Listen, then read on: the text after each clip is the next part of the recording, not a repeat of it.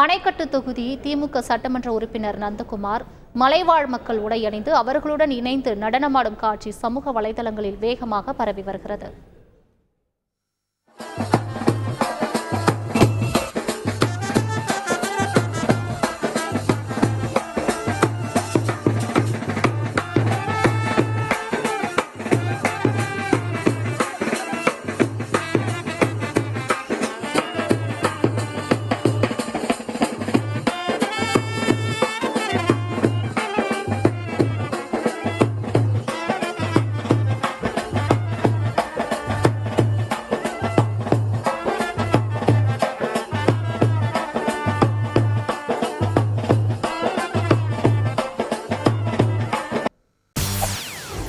செய்திகளை உடனுக்குடன் தெரிந்து கொள்ள உடனே சப்ஸ்கிரைப் பண்ணுங்க.